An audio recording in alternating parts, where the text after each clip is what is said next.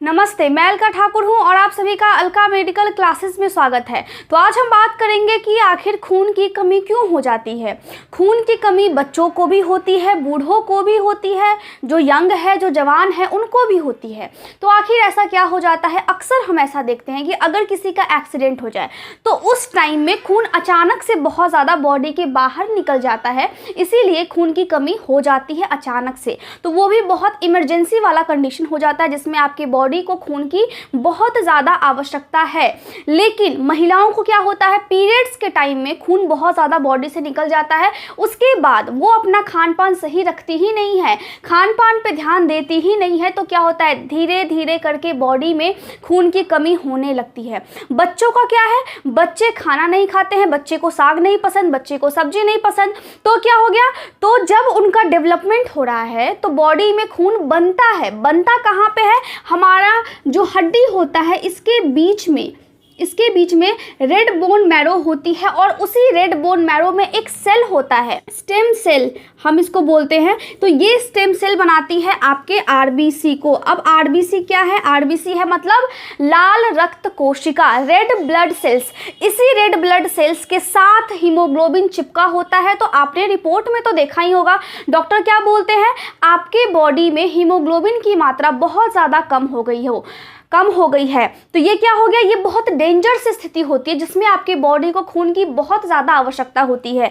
ये बात यहाँ पे आप नोट करें, क्योंकि अगर आपके बॉडी में रेड ब्लड सेल्स की कमी हो जाएगी, इसका मतलब है कि साथ में हीमोग्लोबिन हमेशा चिपका हुआ रहता है। तो हीमोग्लोबिन अपने साथ 4 ऑक्सीजन को बांध करके आरबीसी के साथ रहता है। इसका मतलब है कि जब भी बॉडी में आरबीसी की संख्या कम होगी, इसका मतलब है हीमोग्लोबिन की संख्या कम होगी, साथ ही ऑक्सीजन की संख्या भी कम हो जाएगी। जिस तरह हम जिंदा रहने के लिए ऑक्सीजन लेते हैं बाहर से, उसी तरह हमारे बॉडी में हर एक अंग को, हर एक कोशिका को सांस लेने की आवश्यकता होती है और वो जो सांस लेता है वो खून के माध्यम से, ऑक्सीजन हमारा जो सेल्स है सभी खून के माध्यम से ही सांस लेता है, ऑक्सीजन उसको खून के माध्यम से ही मिलती है।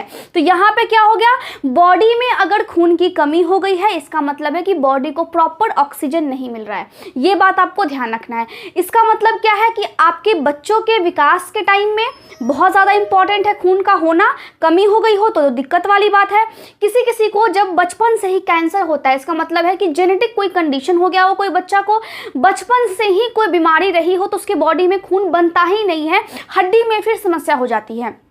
हड्डी में कैंसर हो जाना, हड्डी में पहले से ही कोई एबनॉर्मेलिटी होना, तो ये सब क्या है कि बचपन से ये जब ये होता है बच्चों को, तो उस टाइम में भी उसका जो डेवलपमेंट है वो फिर सही से नहीं हो पाता है। लेकिन बच्चे का जन्म बिल्कुल सही हुआ है, बच्चे का विकास भी हो रहा है, लेकिन क्या हो रहा है कि अब वो बच्चा खा पी नहीं रहा है, साग नहीं खा रहा है, पालक नहीं खा रहा है, हरी सब्जियां नहीं खा रहा है, मटर नहीं खा रहा है, उसको मीट नहीं पसंद, उसको अंडे नहीं पसंद, सोयाबीन नहीं पसंद। तो क्या होगा, तो बच्चे के बॉडी में खून नहीं बनेगा। खून बनने के लिए क्या चाहिए, खून बनने के लिए चाहिए आयरन, खून बनने के लिए चाहिए आयरन। इसके अलावा फॉलिक एसिड भी बहुत इंपॉर्टेंट है, साथ में विटामिन सी और विटामिन डी बहुत ज़्यादा इंपॉर्टेंट है। तो सी किससे मिलता है, हमें नारंगी से मिलता है, मौसमी से मिलता है। साथ में अगर खून आपको बनाना है बॉडी में तो आप अनार खाइए, महंगा है लेकिन आपको खाना तो पड़ेगा क्योंकि आपकी बॉडी में इसकी कमी हो गई है। साथ में आप क्या खा सकते हैं, किशमिश खाया कीजिए।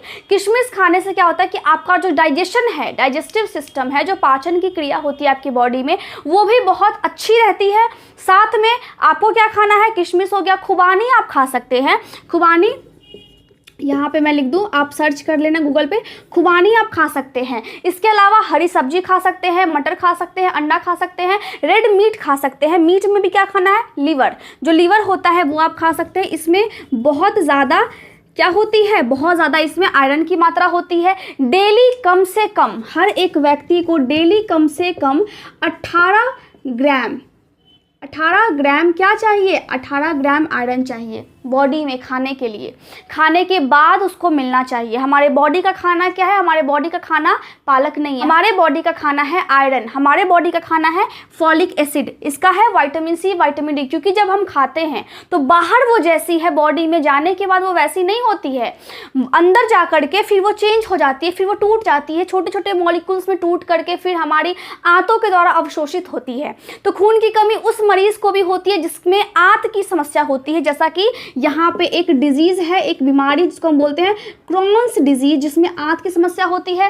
सीलिएक डिजीज, इसमें क्या होता है? गेहूं से एलर्जी होती है, गेहूं से बनी हुई चीज़ों से एलर्जी हो जाती है, वो उसको पचता नहीं है।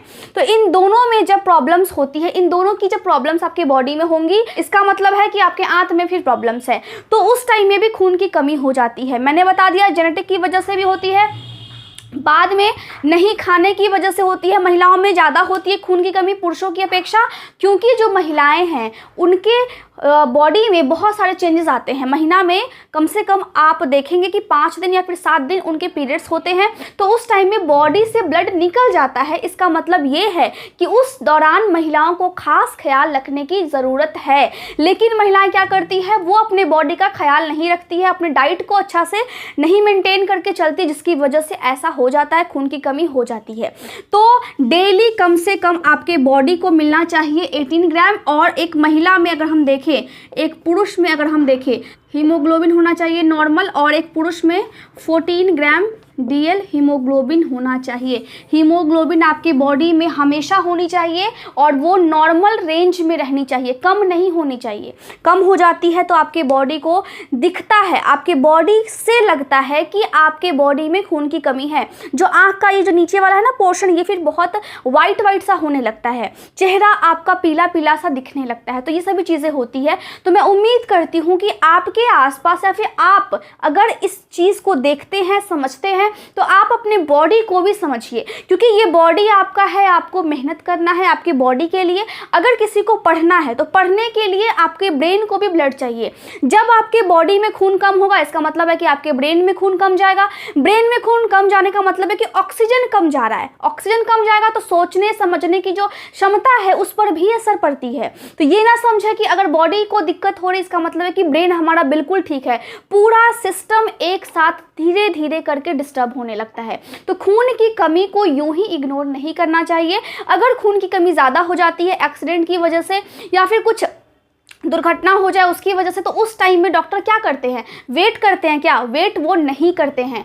वो डायरेक्टली जिससे भी ब्लड ग्रुप आपका मिलता रहेगा, वो उस खून को उसके बॉडी में फिर उसका ट्रांसफ्यूजन कर देते हैं, उसके बॉडी में फिर डाल देते हैं। तो इस तरह से खून बहुत ज़्यादा इंपॉर्टेंट है हर एक चीज़ के लिए, हर एक अंग के लिए, हर एक कोशिका के लिए, और स्पेशली हमारे ब्रेन के लिए। तो बॉडी में हमेशा खून की नॉर्मल रेंज रहनी चाहिए। आपका तबीयत खराब है वो समझ में आता है, लेकिन जैसे ही आपका तबीयत ठीक होता है तो आप अपने खान पान को इस तरह से मॉडिफाई कर ले।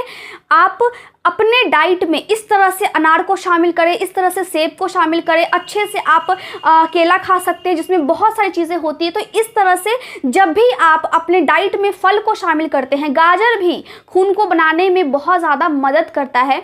तो सभी चीज़ों को, जैसा मौसम है उसके अनुसार आप सभी चीज़ों को खाएं और देखें कि आपका बॉडी किस तरह से अच्छी तरह से दुरुस्त रहता है। तो मैं समझती हूँ कि आज का लेक्चर आपको समझ में आ गया होगा।